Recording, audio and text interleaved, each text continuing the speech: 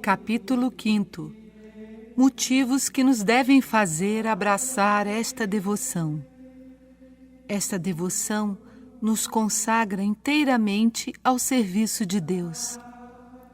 Primeiro motivo, que nos mostra a excelência desta consagração de si mesmo a Jesus Cristo pelas mãos de Maria. Na terra, não se pode conceber ofício mais elevado que o serviço de Deus. E o menor dos servos de Deus é mais rico, mais poderoso e mais nobre que todos os reis e imperadores do mundo, se estes não servem a Deus. Então, quais não serão as riquezas, o poder e a dignidade do fiel e perfeito servo de Deus, que se dedica inteiramente ao seu serviço, sem reservas, tanto quanto possível? Tal é o fiel e amoroso escravo de Jesus por Maria, que entregou-se todo ao serviço deste Rei, dos reis, pela mão da sua Santa Mãe. E nada reservou para si. Todo o ouro da terra e as belezas do céu são insuficientes para o pagar. As outras congregações, associações e confrarias, erigidas em honra de nosso Senhor e de sua Santa Mãe, que nos fazem grande bem para o cristianismo, não nos levam a dar tudo sem reserva. Apenas prescrevem aos seus associados a obrigação de certas práticas e ações, mas deixam-lhes livres todos os outros atos e momentos da vida. Mas esta devoção de que falamos faz-nos dar incondicionalmente a Jesus e a Maria todos os pensamentos, palavras, ações, sofrimentos e instantes da nossa vida. Assim, quer velemos, quer durmamos, quer bebamos ou comamos, quer façamos grandes ou pequeninas coisas, poderemos sempre dizer que tudo o que fazemos, embora nisso não pensemos, pertence a Jesus e a Maria, em virtude do nosso oferecimento, a não ser que o tenhamos expressamente revogado. Que consolação! Além disso, como já ficou dito, não há nenhuma outra prática que nos liberte mais facilmente de um certo espírito de propriedade que penetre imperceptivelmente nas melhores ações. O nosso bom Jesus concede esta grande graça em recompensa do ato heróico e desinteressado que se fez àquela que, pelas mãos de sua mãe, cedeu-lhe todo o valor das boas obras. Se ele dá 100 por 1, mesmo neste mundo, àqueles que por seu amor deixam os bens exteriores temporais, perecedouros, que recompensa não dará àqueles que lhe sacrificarem mesmo seus bens interiores e espirituais? Jesus, o nosso grande amigo, deu-se-nos sem reserva, corpo e alma, virtudes, graças e méritos. Ele ganhou-me todo, dando-se todo a mim, diz São Bernardo. Não é um dever de justiça e de reconhecimento que lhe demos tudo o que nos for possível dar? Ele foi o primeiro a ser liberal para conosco. Sejamo-lo também para com ele e o veremos cada vez mais liberal durante a nossa vida, na hora da morte e por toda a eternidade. Ele será generoso para com aqueles que são generosos para com ele. Esta devoção nos faz imitar o exemplo dado por Jesus Cristo e por Deus mesmo e praticar a humildade. Segundo motivo, que nos mostra ser justo em si mesmo e vantajoso para o cristão o consagrar-se inteiramente a Maria Santíssima com esta prática, com o fim de ser consagrado mais perfeitamente a Jesus Cristo. Este bom mestre não recusou encerrar-se no seio da Santíssima Virgem como um cativo e escravo de amor, nem ser-lhe submisso e obedecer-lhe durante 30 anos. E aqui repito que o espírito humano se perde ao refletir seriamente sobre esta maneira de proceder da sabedoria encarnada. Embora o pudesse fazer, não quis dar-se diretamente aos homens, mas fê-lo pela Virgem Santíssima. Não quis vir ao mundo na idade de homem perfeito, independente de outrem, mas antes como uma pobre e pequenina criança, dependente dos cuidados e sustento de sua mãe. Esta sabedoria infinita, que tinha um desejo imenso de glorificar a Deus, seu Pai, e de salvar os homens, não achou meio mais perfeito nem mais rápido para o fazer do que submeter-se à Santíssima Virgem. E era uma submissão em todas as coisas, não somente durante as 8, 10 ou 15 primeiros anos de sua vida, como as outras crianças, mas durante 30 anos. E deu mais glória a seu Pai durante esse tempo de sujeição e dependência da Virgem Santíssima do que lhe teria dado, empregando esses 30 anos a fazer prodígios, a pregar por toda a terra, a converter todos os homens. Do contrário, ele o teria feito. Oh, como glorifica altamente a Deus quem se submete a Maria, seguindo o exemplo de Jesus.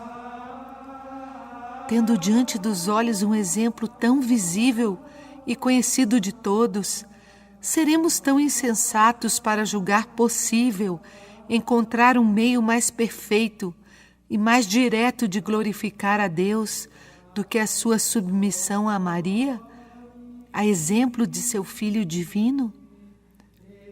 Recorde-se aqui como prova da dependência que devemos ter para com a Mãe de Deus o que acima disse, apontando os exemplos que o Pai, o Filho e o Espírito Santo nos dão da sujeição que devemos à Santíssima Virgem.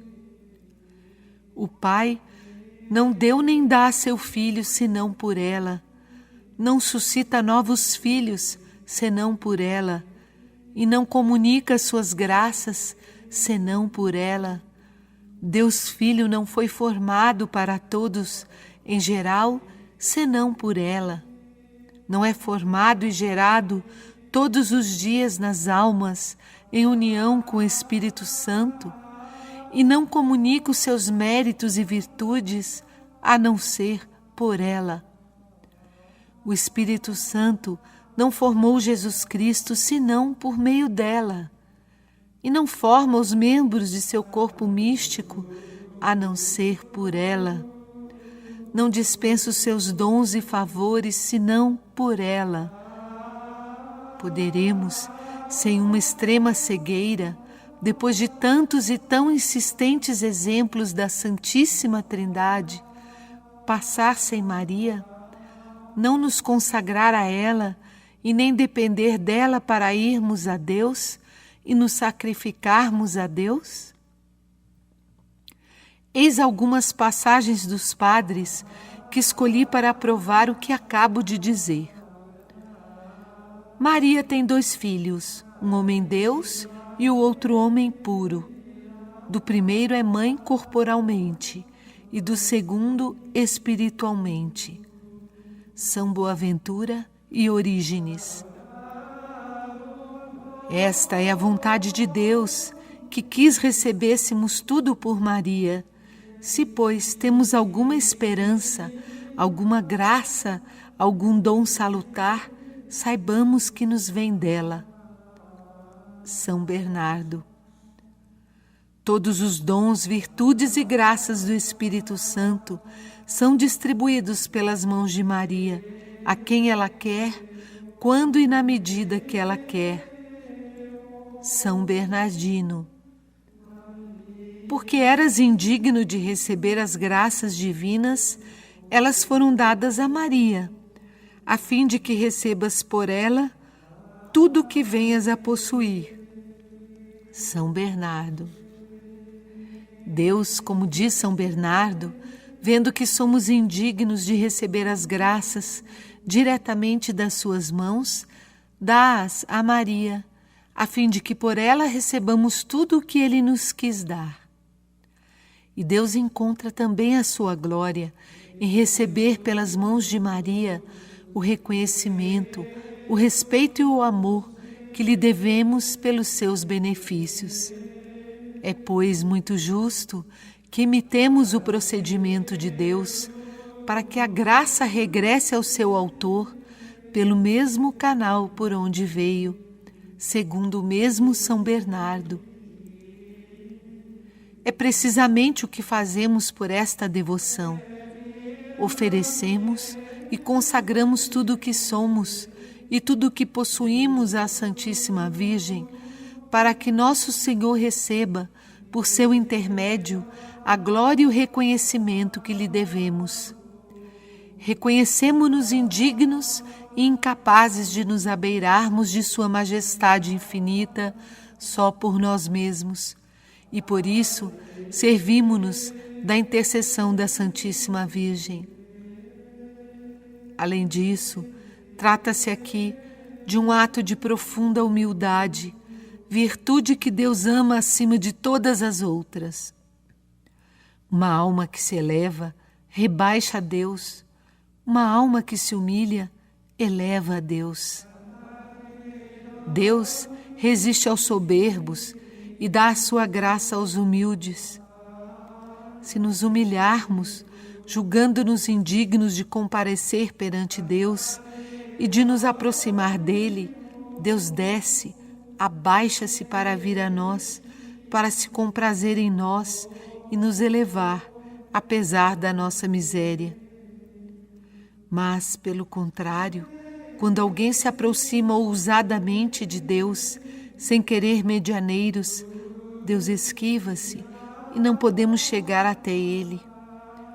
Oh, como Ele ama a humildade de coração! É a tal humildade que leva à prática desta devoção, pois ensina a nunca nos aproximarmos de nosso Senhor por nós mesmos, por mais doce e misericordioso que Ele seja, mas a servir-nos sempre da intercessão de Maria para comparecer diante de Deus, seja para lhe falar, seja para simplesmente estreitar a proximidade, seja para lhe oferecer alguma coisa, seja para unir-nos e consagrar-nos a Ele.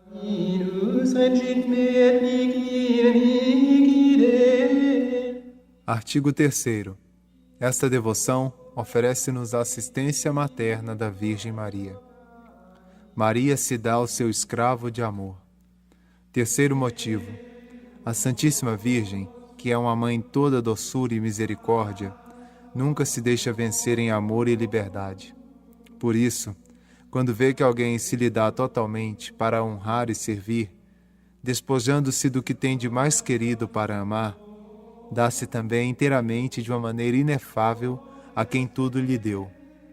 Ela submerge-o no abismo das suas graças. Ela adorna-o com seus méritos. Ela lhe dá o apoio do seu poder. Ela o ilumina com sua luz, ela o abrasa no seu amor. Ela comunica-lhe as suas virtudes, sua humildade, sua fé, sua pureza. Ela se torna sua garantia, seu suplemento e seu tudo perante Jesus. Enfim, como a alma que se consagrou é toda de Maria, também Maria é toda dela. Desta maneira, pode dizer-se deste fiel servo e filho de Maria o que São João Evangelista diz de si mesmo, isto é, que ele recebeu a Virgem Santíssima como todo o seu tesouro. O discípulo a recebeu em sua casa. João 19:27. Isto produz na alma, se for fiel, uma grande desconfiança, desprezo e ódio de si mesma, e uma grande confiança e grande abandono à Santíssima Virgem, sua amável soberana. Já não se firma como antes nas suas disposições, intenções, méritos, virtudes e boas obras, porque tendo feito um sacrifício completo a Jesus por intermédio desta boa mãe, já não tem senão um só tesouro que encerra todos os seus bens e que já não está em suas mãos, e este tesouro é Maria. Isso é que faz que a alma se aproxime de nosso Senhor sem escrúpulo nem temor servil, e que ela o invoque com muita confiança. Os seus sentimentos tornam-se semelhantes aos do piedoso e sábio padre Pupert, este fazendo alusão à vitória de Jacó sobre o anjo. Dirige à Santíssima Virgem estas palavras: Ó Maria, minha princesa e mãe imaculada de Deus feito homem, Jesus Cristo, eu desejo lutar com este homem, ou seja, com o Verbo divino, armado não com os meus próprios méritos, mas com os vossos. Ó, quão poderoso e forte junto de Jesus Cristo é quem está armado dos méritos e da intercessão da digna Mãe de Deus, que vence amorosamente o Todo-Poderoso, como diz Santo Agostinho. Maria purifica as nossas boas obras. Como nesta devoção, entregamos a Nosso Senhor, pelas mãos de Sua Santa Mãe, todas as nossas boas obras, esta amável Senhora purifica-as, embeleza-as e fala-as aceitáveis para o seu Filho. Ela os purifica de toda sujeira do amor próprio e do apego imperceptível à criatura, que estão insensivelmente nas melhores ações. E como as mãos da Santíssima Virgem, nunca manchadas nem ociosas, purificam tudo aquilo em que tocam, estas mãos tão puras e fecundas tiram do presente que lhe fazemos tudo o que tiver de estragado ou de imperfeito. Ela as embeleza e adorna com seus méritos e virtudes. É como se um camponês, querendo ganhar a amizade e benevolência do rei, fosse ter com a rainha e lhe entregasse uma maçã, que constituísse toda a sua fortuna, a fim de que ela a apresentasse ao rei. A rainha, depois de recebido a pobre e pequena oferta do camponês, poria essa maçã em uma grande e bela bandeja de ouro, oferecendo-a assim ao rei em nome do camponês. E desde então a maçã, por si mesma indigna de ser apresentada a um rei, torna-se digna de sua majestade em atenção à bandeja de ouro e à pessoa que a presenteia. Ela apresenta essas boas obras a Jesus Cristo, pois nada reserva para si do que lhe dão, como se fosse fim, mas tudo remete fielmente a Jesus. O que se lhe dá, dá-se necessariamente a Jesus. Se a louvam e glorificam, ela louva e glorifica Jesus. Quando a louvam e bendizem a Santíssima Virgem, canta, como outrora ao ser louvada por Santa Isabel, a minha alma glorifica ao Senhor. Ela faz que Jesus aceite essas boas obras, por menores e mais pobres que sejam, enquanto presente para este Santo dos Santos e Rei dos Reis. Quando alguém apresenta a Jesus alguma coisa em seu próprio nome e apoiado na sua habilidade e disposição pessoais, Jesus examina o dom e frequentemente rejeita-o por causa da sujeira que contraiu pelo amor próprio. Tal como outrora rejeitou os sacrifícios dos judeus, repletos que eram de vontade própria. Mas quando se lhe apresenta alguma coisa pelas mãos puras e virginais da sua bem-amada mãe, toca-se-lhe no ponto fraco, se me é lícito empregar esta expressão. Ele já não considera tanto o que se lhe dá, como a sua boa mãe que lhe o apresenta. Não olha tanto para de onde lhe vem esse presente, como para aquela por quem o recebe. Assim Maria, que jamais é rejeitada e é sempre bem acolhida por seu filho, faz que Sua Majestade receba com agrado tudo quanto lhe apresenta, seja grande ou pequeno. Basta que Maria a apresente para que Jesus receba e aceite. Era o grande conselho que São Bernardo dava àqueles que conduzia à perfeição. Quando quiserdes oferecer alguma coisa a Deus, tende cuidado de oferecer pelas mãos muito agradáveis e muito dignas de Maria, se não quiserdes ser repelidos. Não é isto mesmo que a própria natureza inspira aos pequenos em relação aos grandes, como já vimos? por que a graça não nos levaria a fazer o mesmo em relação a Deus, que está infinitamente acima de nós e diante de quem somos menos que um átomo? Temos, além do mais, uma advogada tão poderosa que nunca é repelida, tão hábil que conhece todos os segredos para ganhar o coração de Deus, tão boa e caridosa que não repele ninguém, por pequeno ou mal que seja. Mais adiante mostrarei na história de Rebeca e Jacó a verdadeira prefigura das verdades que menciono.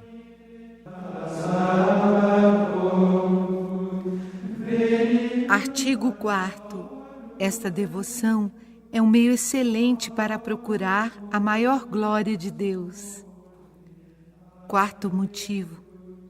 Esta devoção, fielmente praticada, é um meio excelente para fazer com que o valor de todas as nossas boas obras seja utilizado para a maior glória de Deus. Quase ninguém age por este fim tão nobre, embora a isso estejamos obrigados. Seja por não saber em que consiste a maior glória de Deus, seja por não a querer. Mas a Santíssima Virgem, a quem cedemos o valor e o mérito das nossas boas obras, sabe perfeitamente onde reside a maior glória de Deus e não faz nada sem ser para esse fim. Por isso, um perfeito servo desta rainha, inteiramente consagrado a ela da forma que dissemos, pode dizer corajosamente que o valor de todas as suas ações, pensamentos e palavras é empregado para a maior glória de Deus, a não ser que expressamente revogue o seu oferecimento. Poderá haver algo mais consolador para uma alma que ama a Deus com um amor puro e desinteressado e que estima a glória e os interesses divinos mais do que os seus próprios interesses?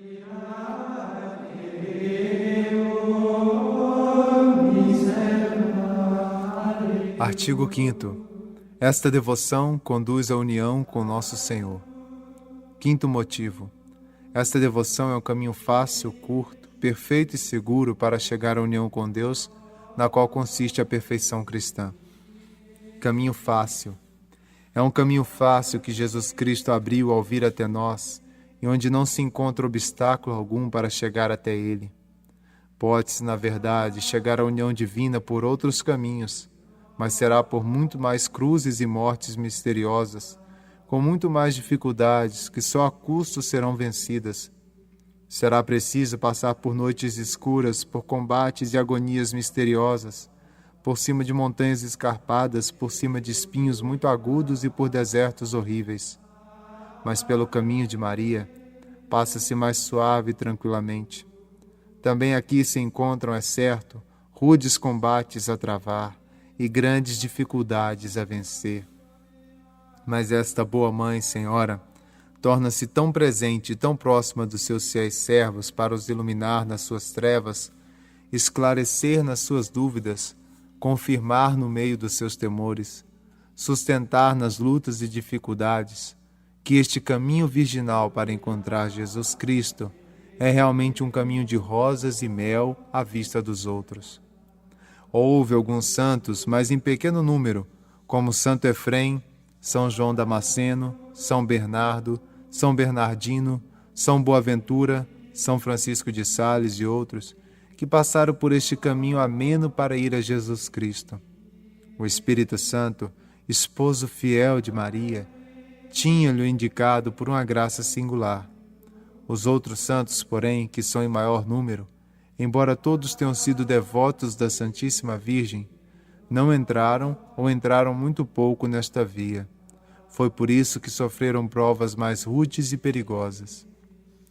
Mas então, de onde vem dir-me algum fiel servo de Maria, que os servos fiéis desta boa mãe têm tantas ocasiões de sofrer, e mais até do que os outros que dela não são tão devotos? Contradizem-nos, perseguem-nos, caluniam-nos, não os suportam. Ou ainda, caminham em trevas interiores e por desertos, onde não há a mínima gota do orvalho celeste. Se esta devoção à Santíssima Virgem torna mais fácil o caminho que conduz a Jesus Cristo, de onde vem que sejam eles os mais crucificados? Respondo-lhes: é bem verdade que os mais fiéis servos da Santíssima Virgem são os seus maiores favoritos, por isso são eles que recebem dela as maiores graças e favores do céu, a saber, as cruzes. Mas sustento que são também os servos de Maria que levam essas cruzes com mais facilidade, com maior mérito e glória. Aquilo que deteria 1000 vezes outras almas, ou as faria cair, não os detém nenhuma só vez e fá-los avançar. É que esta mãe, toda cheia de graça e da unção do Espírito Santo, adoça todas essas cruzes que lhes prepara no mel da sua doçura materna e na unção do puro amor. Deste modo, eles recebem-nas alegremente como nozes cobertas de açúcar, ainda que em si sejam muito amargas. Uma pessoa que deseja ser devota e viver piedosamente em Jesus Cristo, consequentemente há de sofrer perseguição e levar todos os dias a sua cruz. Julgo que tal pessoa nunca levará grandes cruzes, ou não as levará alegremente, nem até o fim, sem possuir uma terna devoção à Santíssima Virgem, que é a doçura das cruzes. Do mesmo modo, ninguém poderá comer sem se fazer grande violência, que não será muito duradoura, nozes verdes que não sejam adoçadas em açúcar. Caminho curto. Esta devoção à Santíssima Virgem é um caminho curto para encontrar Jesus Cristo, quer porque ninguém se perde nele, quer porque, como acabo de dizer, se avança por ele com mais alegria e facilidade e, portanto, com mais prontidão. Avança-se mais em pouco tempo de submissão e dependência para com Maria, que durante anos inteiros de vontade própria e de apoio em si mesmo. Pois o homem obediente e submisso a Maria Santíssima cantará vitórias notáveis sobre todos os seus inimigos. Quererão estes impedi-lo de caminhar, fazê-lo recuar ou cair, é verdade, mas com o apoio e a ajuda, a guia da Virgem Maria, sem cair, sem recuar e mesmo sem se atrasar, avançará a passos de gigante para Jesus Cristo, pelo mesmo caminho por onde, como está escrito, Jesus veio até nós a passos de gigante e em pouco tempo. Salmo 18, versículo 6. Por que julgais que Jesus Cristo viveu tão pouco tempo na terra e que nos poucos anos que nele passou, viveu quase sempre em submissão e obediência à sua mãe? É que, tendo morrido cedo, viveu muito, e muito mais que Adão, cujas perdas vinham reparar, embora este vivesse mais de 900 anos. E Jesus Cristo viveu muito porque viveu bem unido e submisso à sua Santa Mãe para obedecer a Deus, seu Pai. E é assim pelas seguintes razões. Aquele que honra sua mãe é semelhante ao homem que ajunta tesouros, como diz o Espírito Santo. Isto é, aquele que honra Maria, sua mãe, até se submeter a ela e obedecer-lhe em todas as coisas, tornar-se-á em breve muito rico, pois amontoa diariamente tesouros pelo segredo desta pedra filosofal. Como quem acumula tesouros, assim aquele que honra sua mãe. É no seio de Maria que encerrou e gerou um homem perfeito e que pôde conter aquele que nem o universo inteiro pôde compreender nem conter. É no seio de Maria, digo, que os jovens se tornam velhos anciãos em luz, em santidade, em experiência e em sabedoria, e que atingem em poucos anos a plenitude da idade de Jesus Cristo. Isto baseia-se na interpretação espiritual da seguinte palavra do Espírito Santo: a minha velhice está na misericórdia do seio. Salmo 91, 11. Caminho perfeito. Esta prática de devoção à Santíssima Virgem é um caminho perfeito para ir e para se unir a Jesus Cristo, porque Maria Santíssima é a mais perfeita e a mais santa das puras criaturas, e Jesus Cristo, que veio a nós de maneira perfeita, não escolheu outro caminho para sua grande e admirável viagem. O Altíssimo, o incompreensível, o inacessível, aquele que é, quis vir a nós, pequeninos vermes da terra que nada somos. E como se fez isto? O Altíssimo desceu perfeita e divinamente até nós por meio da humildade de Maria, sem nada perder da sua divindade e santidade. É igualmente por Maria que os pequeninos devem subir perfeita e divinamente ao Altíssimo, sem nada temer. O incompreensível deixou-se compreender e conter perfeitamente pela humildade de Maria, sem nada perder da sua imensidade. É também por Maria que nos devemos deixar conter e conduzir perfeitamente sem nenhuma reserva. O inacessível aproximou-se, uniu-se estreitamente e até pessoalmente à nossa humanidade, por intermédio de Maria, sem nada perder da sua majestade. É também por Maria que nos devemos aproximar de Deus e unir-nos à divina majestade perfeita e estreitamente, sem receio de sermos repelidos. Enfim, aquele que é, quis vir ao que não é, e fazer com que o que não é se transforme em Deus ou naquele que é. Deus fê-lo perfeitamente, dando-se e submetendo-se inteiramente à jovem Virgem Maria, sem deixar de ser no tempo aquele que é desde toda a eternidade. É ainda por Maria que nós podemos nos tornar semelhantes a Deus pela graça e pela glória, embora nada sejamos. Basta entregarmos-nos a ela tão perfeita inteiramente, que já nada sejamos em nós mesmos, mas tudo nela sem receio de nos enganarmos. Abram-me um caminho novo para ir a Jesus Cristo, calcetado com todos os méritos dos bem-aventurados, ornado com todas as virtudes heróicas, iluminado e enfeitado com a luz e a beleza de todos os anjos, e que os anjos todos e os santos nele se encontrem para conduzir, defender e sustentar aqueles e aquelas que por eles queiram seguir. Com certeza absoluta, digo ousadamente e digo a verdade. Eu escolheria de preferência este caminho tão perfeito, o caminho imaculado de Maria. Caminho sem nódoa alguma nem defeito, sem pecado original nem atual, sem sombras nem trevas. E quando meu amável Jesus vier segunda vez à terra em sua glória, como é certo, para aqui reinar, não escolherá outro caminho para a sua vinda, senão Maria Santíssima, por quem veio tão segura e perfeitamente na primeira vez.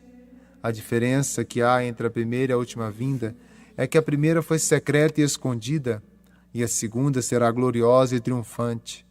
Mas são ambas perfeitas, pois ambas por intermédio de Maria. Eis um mistério que não se compreende, que toda língua aqui emudeça. Caminho seguro. Esta devoção à Santíssima Virgem é um caminho seguro para ir a Jesus Cristo e alcançar a perfeição, unindo-nos a Ele. Primeiro, porque esta prática de devoção que ensino não é de modo algum nova, como afirma Boudon, falecido há pouco em odor de santidade, em uma obra que escreveu sobre esta devoção. Ela é tão antiga que não se lhe pode marcar com precisão o início. É certo, no entanto, que há mais de 700 anos se encontram vestígios dela na Igreja. Santo Odilão, abade de Cluny, que viveu cerca do ano de 1040, foi um dos primeiros a praticar publicamente esta devoção na França, como se vê na sua vida. O cardeal Pedro Damião refere que no ano de 1016 o bem-aventurado Marinho, seu irmão, se fez escravo da Santíssima Virgem na presença do seu diretor e de uma maneira muito edificante, pôs uma corda ao pescoço, tomou a disciplina e colocou sobre o altar uma soma de prata, como sinal da sua dedicação e consagração à Santíssima Virgem. Manteve-se tão fiel a este ato durante toda a vida que mereceu na hora da morte ser visitado e consolado pela sua amável soberana e receber dos seus lábios a promessa do paraíso como recompensa dos seus serviços. Cesário Bolando faz menção do ilustre cavaleiro Walter de Birbach, parente próximo dos duques de Louvânia, que por volta de 1300 fez essa consagração de si mesmo à Santíssima Virgem. A mesma devoção foi praticada por muitos particulares até o século XVII, em que se tornou pública. O padre Simão de Roias, da Ordem da Trindade, também chamada da Redenção dos Cativos, pregador do rei Filipe III, pôs em voga esta devoção em toda a Espanha e na Alemanha. Obteve de Gregório XV, às instâncias de Filipe III, grandes indulgências para todos aqueles que a praticassem. O padre de Elosias, da Ordem de Santo Agostinho, aplicou-se com o padre de Roias, seu íntimo amigo, a difundir esta devoção por meio de seus escritos e pregações na Espanha e na Alemanha. Compôs o grosso volume intitulado Hierarquia Mariana, em que trata com grande piedade e erudição da antiguidade, excelência e solidez desta devoção. No século passado, os reverendos padres teatinos estabeleceram esta devoção na Itália, na Sicília e na Sabóia. O padre Stanislau Falácio, da Companhia de Jesus, promoveu maravilhosamente esta devoção na Polônia. O padre de Los Rios, no livro já citado, refere o nome dos príncipes, princesas, duques e cardeais de vários reinos que abraçaram esta devoção. O padre Cornélio Alápide, tão louvável por sua piedade como por sua profunda ciência, foi encarregado por diversos bispos e teólogos de examinar esta devoção. Depois de maduro exame, teceu-lhe louvores dignos da sua piedade, no que foi seguido por muitas outras grandes personalidades. Os reverendíssimos padres jesuítas, sempre zelosos no serviço da Santíssima Virgem, apresentaram ao duque Fernando de Baviera, então arcebispo de Colônia, em nome dos congregacionistas da mesma cidade, um pequeno tratado sobre a dita devoção. Aquele prelado deu-lhe a sua aprovação e a licença de o imprimir e exortou todos os párocos e religiosos da sua diocese a propagar esta sólida devoção na medida das suas forças. O cardeal de Berly, cuja memória é abençoada em toda a França, foi um dos mais zelosos em espalhar a mesma devoção neste país, apesar de todas as calúnias e perseguições que lhe levantaram os críticos e os libertinos. Acusaram-no de inovação e de superstição. Escreveram e publicaram contra ele um folheto difamatório e serviram-se, ou antes, fê-lo demônio por intermédio deles, de 1000 estratagemas para o impedir de propagar esta devoção na França. Mas este grande e santo homem respondeu às calúnias só com a sua paciência, e às objeções contidas no referido libelo, com um pequeno escrito em que as refuta vigorosamente. Nesse escrito, mostra como esta devoção se funda no exemplo de Jesus Cristo, nas nossas obrigações para com Ele e nas promessas que fizemos no batismo. É particularmente com esta última razão que fecha a boca aos seus adversários. Faz-lhe ver que esta consagração à Santíssima Virgem e por suas mãos a Jesus Cristo não é mais que a perfeita renovação das promessas do batismo. Diz coisas muito belas sobre esta prática, como se poderá ver nas suas obras. O livro de Boudon, já citado, refere os nomes dos diversos papas que aprovaram esta devoção, os teólogos que a examinaram, as perseguições que suportou e venceu e os milhares de pessoas que a abraçaram sem que jamais papa algum a tenha condenado. Não seria possível fazê-lo sem derrubar os próprios fundamentos do cristianismo. Consta, pois, que esta devoção não é nova, e se não é muito comum, é por ser preciosa demais para ser apreciada e praticada por todo o mundo. Segundo, esta devoção é um meio seguro para ir a Jesus Cristo, porque é próprio da Santíssima Virgem conduzir-nos com segurança a Ele, como é próprio de Jesus conduzir-nos seguramente ao Eterno Pai. E que os espirituais não caiam no erro de pensar que Maria seja um impedimento para chegar à união divina. Seria possível que aquela que achou graça diante de Deus, para todos em geral e para cada um em particular, fosse obstáculo a uma alma para encontrar a grande graça da união com Deus? Seria possível que Maria pudesse impedir uma alma de se unir perfeitamente a Deus, visto que ela foi cheia e superabundou em graças e que viveu tão unida e transformada em Deus que Ele teve de se encarnar nela? É bem verdade que a visão de outras criaturas, embora santas, poderia talvez retardar a união divina em certas circunstâncias. Como jamais Maria, como já disse e não me cansarei de repetir. Uma das razões por que tão poucas almas atingem a plenitude da idade de Jesus Cristo é que Maria, que é hoje, como sempre, a mãe do Filho e a esposa fecunda do Espírito Santo, não está suficientemente formada nos corações. Quem deseja possuir o fruto bem maduro e formado deve ter a árvore que o produz. Quem deseja o fruto de vida, Jesus Cristo, deve ter a árvore de vida que é Maria. Quem quer ter em si a ação do Espírito Santo, deve ter a sua fiel e indissolúvel esposa, Maria Santíssima, que o torna fértil e fecundo, como já dissemos em outro lugar. Sejamos, portanto, certos de que quanto mais presente tivermos Maria nas nossas orações, contemplações, ações e sofrimentos, se não puder ser de um modo distinto e perceptível, que seja pelo menos de uma maneira geral, implícita, tanto mais perfeitamente encontraremos Jesus Cristo. Ele está sempre em Maria, grande, poderoso, operante e incompreensível, mais que no céu e em qualquer outra criatura do universo. Assim, Maria Santíssima, toda mergulhada em Deus, está bem longe de se tornar um obstáculo para os perfeitos chegarem à união com Deus. Aliás, é todo o contrário. Não houve até hoje nem jamais haverá criatura alguma que nos ajude mais eficazmente nesta grande obra, seja pelas graças que para este efeito nos comunica, pois, como diz um santo, ninguém é cheio do pensamento de Deus, senão por ti, seja por garantir-nos contra o espírito maligno em suas ilusões e trapaças. Lá onde está Maria, não pode estar o espírito maligno. Um dos sinais infalíveis de que uma alma é conduzida pelo bom espírito é que possua uma grande devoção à Virgem Maria e que pense e fale nela. É essa a opinião de um santo que acrescenta que, assim como a respiração é um sinal certo de que o corpo não está morto, assim o pensamento frequente e a amorosa invocação de Maria é a prova de que a alma não está morta pelo pecado. Diz a Igreja, o Espírito Santo que a conduz, que só Maria esmagou todas as heresias deste mundo.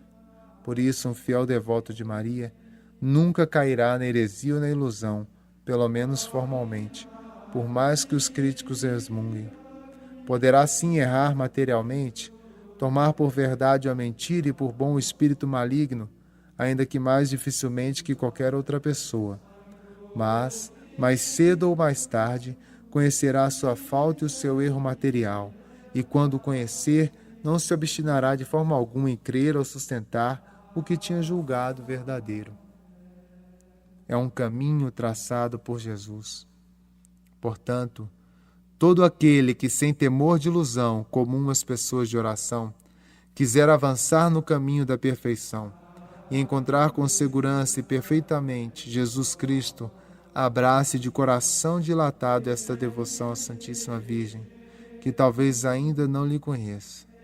Que entre neste excelente caminho que não conhecia e que lhe indico, pois é o caminho aberto por Jesus Cristo, a sabedoria encarnada, nosso único chefe, e os membros que o trilharem não podem enganar-se. É um caminho fácil, devido à plenitude de graça e de unção do Espírito Santo que o enche. Quem por ele caminha não se cansa nem recua. É um caminho curto que em pouco tempo nos leva a Jesus Cristo. É um caminho perfeito, onde não há lama nem poeira nem a menor impureza de pecado. Enfim, é um caminho seguro que nos conduz a Jesus Cristo e à vida eterna, reta e seguramente, sem desvios nem para a direita nem para a esquerda. Entremos neste caminho e avancemos por ele noite e dia, até a plenitude da idade de Jesus Cristo. Artigo 6º. Esta devoção dá uma grande liberdade de espírito. 6º motivo. Esta prática de devoção dá uma grande liberdade interior àqueles que a observam fielmente. é a liberdade dos filhos de Deus. Como por esta devoção nos tornamos escravos de Jesus Cristo, consagrando-nos totalmente a Ele, nesta qualidade, este bom Mestre recompensa o cativeiro amoroso em que nos colocamos da seguinte maneira: tira da alma todo escrúpulo e temor servil, que só servem para estreitá-la, escravizá-la e confundi-la. Dilata o coração para uma santa confiança em Deus, fazendo-o ver nele seu Pai. Inspira-lhe um amor terno e filial. Sem me deter em provar esta verdade por meio de razões, contento-me em citar um fato histórico que li na vida da Madre Inês de Jesus. Era religiosa jacobina do convento de Langeac, em Auvergne, e faleceu nesse mesmo local, em odor de santidade, no ano de 1634. Ainda não tinha mais de 7 anos, quando já sofria de grandes penas do espírito. Foi então que ouviu uma voz a dizer-lhe que, se desejava ser livre de todas as suas penas e protegida contra todos os seus inimigos, deveria tornar-se o mais depressa possível escrava de Jesus e de sua Santa Mãe. Mal regressou à casa, deu-se inteiramente como escrava a Jesus e à sua Santa Mãe, embora não conhecesse até aquela data esta devoção. Tendo encontrado uma cadeia de ferro, cingiu-se com ela sobre os rins e usou-a até a morte. Depois desta ação, cessaram todas as suas penas e escrúpulos. Ficou em tanta paz e liberdade de coração que ensinou esta prática a várias pessoas, que nela fizeram grandes progressos. Entre outros, o padre M. Ollier, fundador do seminário de São Sulpício, e a outros sacerdotes e eclesiásticos do mesmo seminário. Um dia, apareceu-lhe a Santíssima Virgem e pôs-lhe ao pescoço uma cadeia de ouro, testemunhando-lhe assim a alegria que sentia por ela se ter feito escrava sua e de seu filho. Santa Cecília, que acompanhava a Santíssima Virgem, disse-lhe: felizes os fiéis escravos da Rainha do Céu, porque gozarão a verdadeira liberdade. Ó Mãe, servir-vos é a liberdade. Artigo 7º. Esta devoção causa grandes vantagens para o próximo. 7º motivo. Outro motivo que nos pode comprometer a abraçar esta devoção são os grandes bens que dela receberá nosso próximo. Por esta prática exercemos a caridade para com ele de uma maneira eminente, pois damos-lhes pelas mãos de Maria o que temos de mais caro, ou seja, o valor satisfatório e impetratório de todas as nossas boas obras, sem excluir o mínimo bom pensamento ou o mais leve sofrimento. Consentimos que todas as satisfações que adquirimos e havemos de adquirir até a morte sejam aplicadas segundo a vontade da Santíssima Virgem, ou pela conversão dos pecadores, ou pela libertação das almas do purgatório. Não será isto amar perfeitamente o nosso próximo? Não é isto ser verdadeiro discípulo de Jesus Cristo que se reconhece pela caridade? Não é este o meio de converter os pecadores sem perigo de vaidade e de libertar as almas do purgatório quase sem fazer mais nada, além do que nos impõe os deveres de Estado? Para se apreciar a excelência deste 7º motivo, seria preciso conhecer o bem que é a conversão de um pecador ou a libertação de uma alma do purgatório. É um bem infinito, maior do que criar o céu e a terra, pois é dar a uma alma a posse de Deus. Quando por esta prática se livrasse apenas uma alma do purgatório durante toda a vida, ou se convertesse apenas um pecador, não bastaria isso para levar todo homem verdadeiramente caridoso a abraçá-la? Mas é preciso notar que as nossas boas obras, passando pelas mãos de Maria, recebem um aumento de pureza e, por conseguinte, de mérito e de valor satisfatório e impetratório. Tornam-se assim muito mais eficazes para aliviar as almas do purgatório e converter os pecadores do que se não passassem pelas mãos virginais e generosas de Maria. O pouco que por ela se dá, sem vontade própria e com a caridade muito desinteressada, torna-se verdadeiramente poderoso para aplacar a cólera de Deus e atrair a sua misericórdia. Na hora da morte, verificar-se-á que uma pessoa realmente fiel a esta prática terá livrado por este meio muitas almas do purgatório e convertido muitos pecadores, embora só tenha praticado as ações ordinárias do seu estado. Que alegria no momento do juízo, que glória para a eternidade. Artigo 8º. Esta devoção é um meio admirável de perseverança. 8º motivo. Enfim, o que de certo modo nos impelirá mais fortemente ainda para esta devoção à Santíssima Virgem é ser ela um meio admirável para perseverarmos na virtude e sermos fiéis. Por que é que a maior parte das conversões dos pecadores não são duradouras? Porque recaem eles tão facilmente no pecado?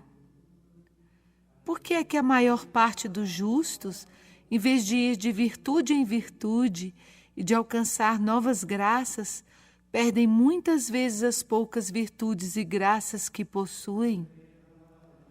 Esta desgraça provém, como já acima mostrei, de que estando o homem tão corrompido, tão fraco e inconstante, se fia em si próprio, se apoia nas suas próprias forças e se julga capaz de guardar o tesouro de suas graças, virtudes e méritos. Por meio desta devoção, confiamos à Santíssima Virgem e sabemos como ela é fiel.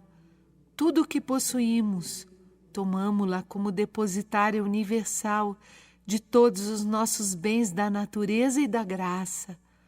Confiamo-nos à sua fidelidade, apoiamo-nos no seu poder e fundamo-nos na sua misericórdia e caridade, a fim de que conserve e aumente as nossas virtudes e méritos.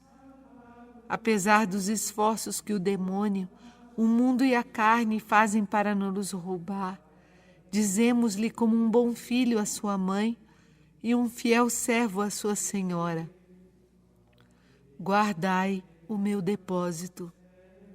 Minha boa mãe e senhora, reconheço que por vossa intercessão recebi até hoje mais graças de Deus do que merecia.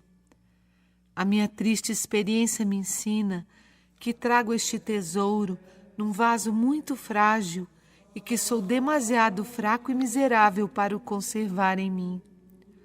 Sou novo e desprezado. Recebei, por favor, em depósito tudo quanto possuo e conservai-mo por vossa fidelidade e poder. Se me guardardes, nada perderei. Se me sustentardes, não hei de cair. Se me protegerdes, estarei ao abrigo dos meus inimigos. É o que diz São Bernardo em termos formais para nos inculcar esta prática. Quando ela vos sustém, não caís. Quando vos protege, nada temeis. Quando vos conduz, não vos cansais. Quando vos é favorável, chegais ao porto da salvação. São Boaventura parece dizer-nos a mesma coisa, em termos ainda mais formais.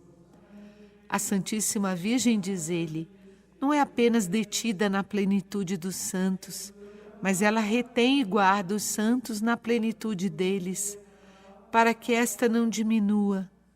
Impede que as suas virtudes se dissipem, que os seus méritos pereçam, que se percam as suas graças e que os demônios lhes façam mal.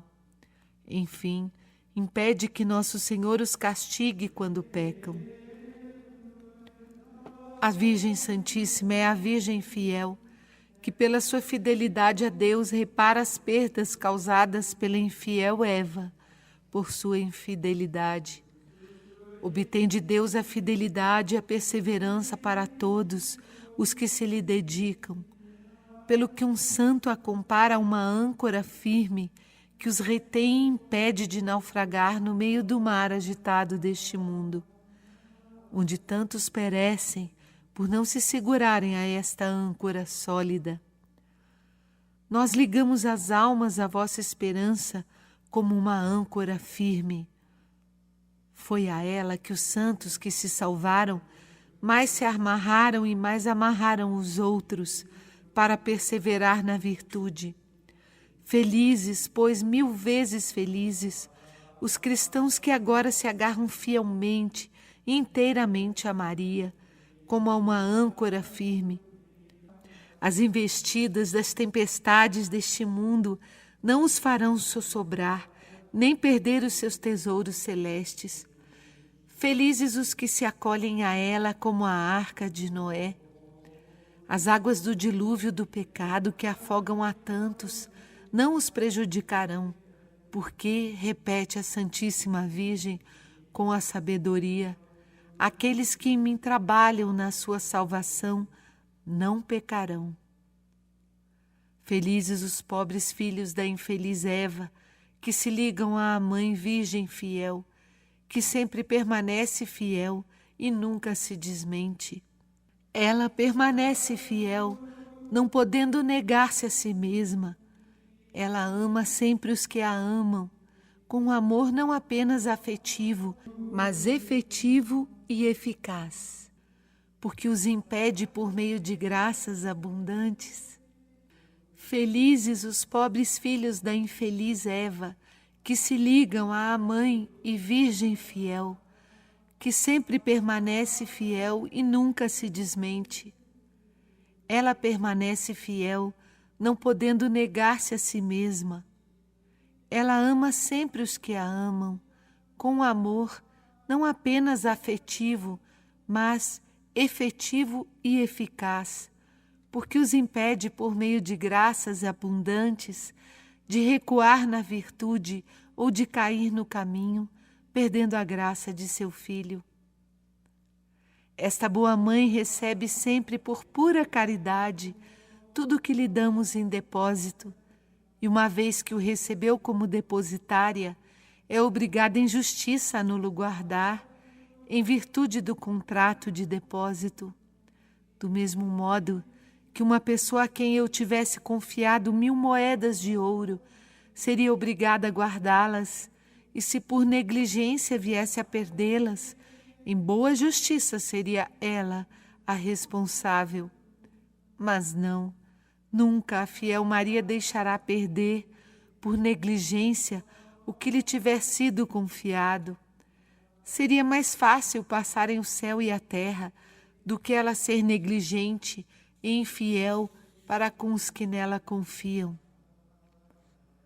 Ó pobres filhos de Maria, a vossa fraqueza é extrema, grande a vossa inconstância e bem corrompida a vossa natureza.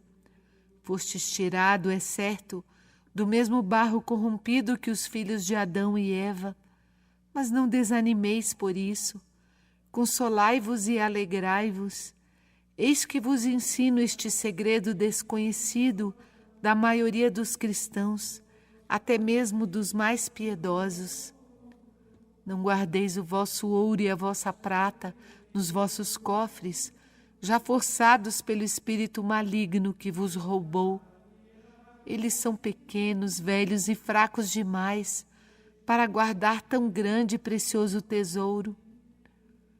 Não ponhais a água pura e cristalina da fonte nos vossos vasos estragados e infectados pelo pecado. Se o pecado já não existe em vós, ficou pelo menos o seu odor e a água se contaminará. Não deixeis os vossos vinhos finos em vossos tonéis velhos, que já foram cheios de mau vinho, ficariam estragados e em perigo de se perderem. Embora me compreendais, almas predestinadas, quero falar mais claramente. Não confieis o ouro da vossa caridade, a prata da vossa pureza, as águas das vossas graças celestiais e o vinho dos vossos méritos e virtudes a um saco roto, a um cofre velho e arrombado, a uma vasilha estragada e contaminada como sois vós. Do contrário, sereis roubados pelos ladrões, isto é, pelos demônios que procuram e espiam noite e dia o tempo propício para o fazer. Do contrário, estragareis pelo mau odor do vosso amor próprio, da confiança em vós mesmos e da vossa própria vontade, tudo o que de mais puro Deus vos dá. Colocai, lançai no seio e no coração de Maria todos os vossos tesouros, todas as vossas graças e virtudes. Ela é vaso espiritual, vaso honorífico, vaso insigne de devoção. Depois que o próprio Deus se encerrou neste vaso, com todas as suas perfeições, tornou-se todo espiritual e fez-se a morada das almas mais espirituais. Tornou-se honorífico e trono de honra dos maiores príncipes da eternidade. Tornou-se insigne em devoção e a morada das mais ilustres em doçura, em graças e virtudes. Enfim, tornou-se rico como uma casa de ouro, forte como a torre de Davi e puro como uma torre de marfim. Ah, como é feliz aquele que deu tudo a Maria, que se confia e abandona em tudo e por tudo em Maria. É todo dela e ela é toda dele. Pode-se dizer ousadamente com Davi: Maria foi feita para mim, Salmo 118. Ou com o discípulo amado: recebia com toda a minha riqueza, João 19. Ou com Jesus Cristo: tudo que é meu é teu, e tudo que é teu é meu, João 17:10. Se ao ler isto, algum crítico imaginar que falo com exagero e levado por devoção desmedida, pobre dele. Não me compreende ou porque é um homem carnal, que não entende as coisas do Espírito, ou porque pertence ao mundo e não pode receber o Espírito Santo, ou porque é orgulhoso e crítico, e condena ou despreza tudo que não percebe. Mas as almas que não nasceram do sangue nem da vontade da carne, nem da vontade do homem, mas de Deus e de Maria, essas compreendem-me e apreciam, e é para elas que eu escrevo. No entanto, retorno à matéria interrompida, dizendo a uns e a outros que Maria Santíssima é a mais honesta e liberal de todas as simples criaturas. Nunca se deixa vencer em amor e liberalidade. Em troca de um ovo, diz um santo homem, ela dá um boi. Quer dizer, por pouco que se lhe der, ela dá muito mais do que recebeu de Deus. Se, pois, uma alma se lhe entrega sem reservas, ela também se lhe dá toda, contanto que a alma ponha nela, sem presunção, toda a sua confiança, trabalhando por sua vez em adquirir as virtudes e em vencer as suas paixões. Que os fiéis servos da Santíssima Virgem digam, portanto, com a ousadia de São João Damasceno: tenho confiança em vós, ó Mãe de Deus, serei salvo. Tendo a vossa proteção, nada temerei. Com vosso encontro, combaterei. Com vosso socorro, combaterei, e porei em debandada os meus inimigos, porque a vossa devoção é uma arma de salvação que Deus dá aos que quer salvar.